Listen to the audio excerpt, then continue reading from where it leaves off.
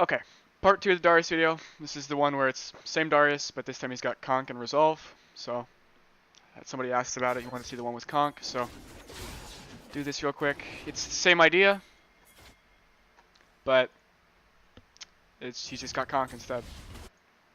Doesn't really change the matchup that much. It means he's got a little bit more kill pressure if you make a mistake, but like I mentioned earlier, you're going to die if you make mistakes against Darius anyways.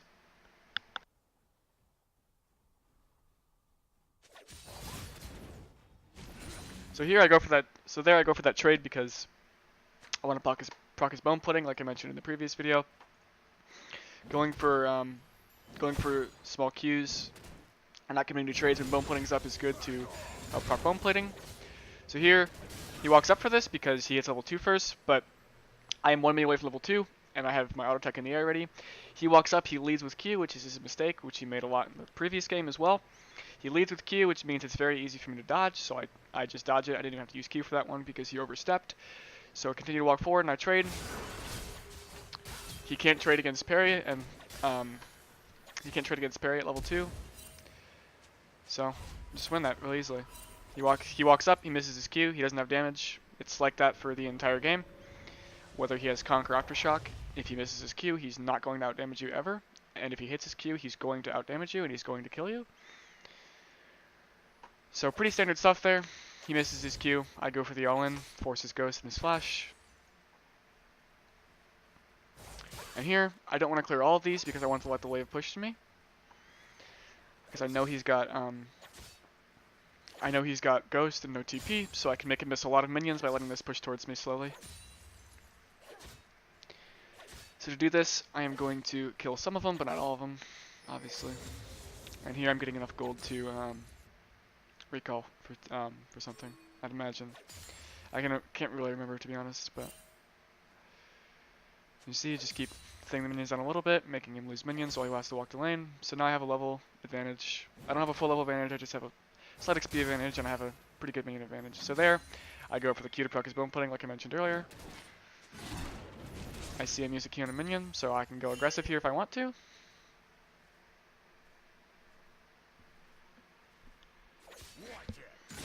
So because of what I did with the minion wave earlier, it's slow pushing towards me still. He uses Q on the wave again. I can go for a free Q. And this is basically how the lane plays out. You just stay on this rotation over and over again. You don't really do much other than this. You don't want to go aggressive when he doesn't have his Q up, or if he doesn't have any abilities up, or if he doesn't use his abilities. So right there, his Q is down, so I can go for a free vital. You basically just want to do that on repeat if he uses Q on the wave. And if he doesn't, you want to save his Q for when he goes you want to save your Q for when he goes aggressive on you, and you use your Q to dodge his Q. Use his Q on the wave, so I go for that vital there, but I miss because I'm bad. Wave is still slow pushing towards me, so we're looking good.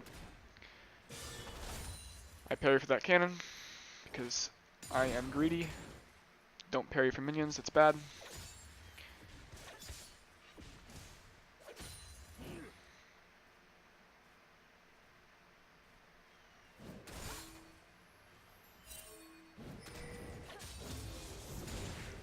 I see that there's stuff going on in the jungle, but I ignore it because nothing's actually really happening. Let's talk with scoreboard. About to do that. So here, just slowly building a CS lead because of my slow push that I sent towards me. Because he doesn't have TP. Miss a minion because I suck. And then I get a really good recall here. He was forced to recall and use both of his sums, and he only got a refill pot. And I get to recall on 37 minions, so assuming they get team out here. Oh, no, not enough. So I get 3 longswords and 2 pots, so if he decides to stay in lane, I have a bunch of pressure over him, so he can't. He's going to recall. I don't want this wave to push right away, so I'm going to let it go into my turret.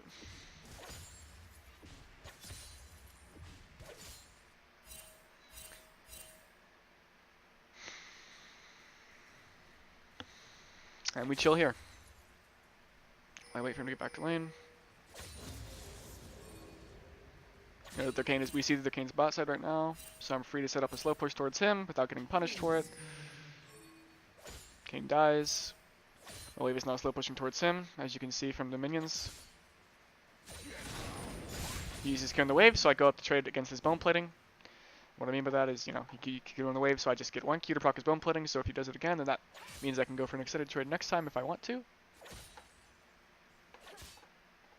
And now I just want to get these minions to the turret and most likely recall, if I would guess. I don't fully remember what happens.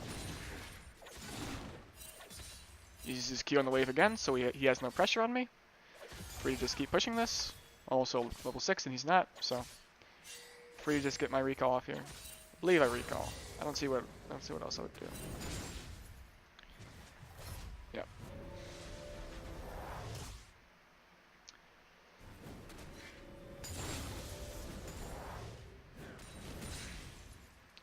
So, as you can see, the matchup doesn't really change with conq. You still play it out the exact same way. He just has more kill pressure to make a mistake, but I haven't really made any big ones or any glaring ones yet for him to punish yet, so it hasn't really made a difference. I do die here. I do get soloed at one point. Let me see if I can find it so I can show you what mistake I made. Where's that? Right here. Alright, so I do get soloed in this lane. Okay, so let's see. You can already see my mistake here if you look closely. But alright, so I'm basically playing the lane the same thing as I did, same way as I did last game, where I'm just pushing the wave, getting vision down, and threatening roams. And against a Darius like this, it's not really trying to be interactive. Whether he has conq or aftershock, it doesn't matter. You still want to play the lane the exact same way, and if you make a mistake, you're still going to die. So right here, I make a pretty big mistake.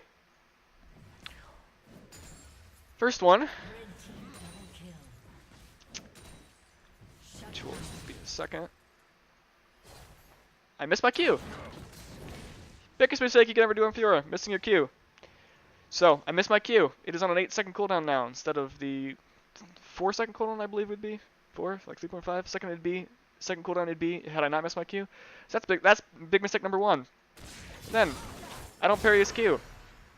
So, remember what I said earlier? If he hits his Q, he's always going to outdamage you. He's always going to win the all-in. Well, funnily enough, he wins this because he hit his Q.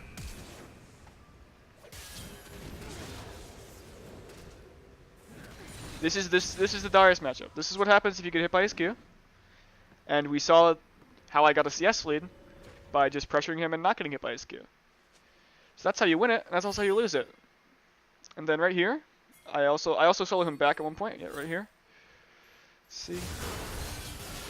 Okay, let's go back. So here I take right buff my jungler because he's nice. So here, he misses his Q again.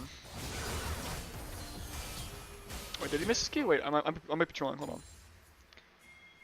Okay, I believe he misses his Q right here. Maybe he doesn't. No, he hits his Q here, but then he goes right away with his E. So he doesn't have the he doesn't have anything to stop me from just welling on him at this point. So he uses all of his abilities, and then my Q comes back up so I can dodge his second Q. So the second Q is the most important one there because I was blood raged for that one. So that one's pretty important. Dodging that one means that I don't get hit for 500 damage and I don't get an execute range. So just block my vitals there and kill him. Pretty simple. As you can see, Ghost doesn't really make a difference there. It just means, you know, CS late early game, like I mentioned earlier. So that's about it. This video is pretty short, but I just wanted to show what the matchup is like when the Darius hits Conqueror because somebody asked for it.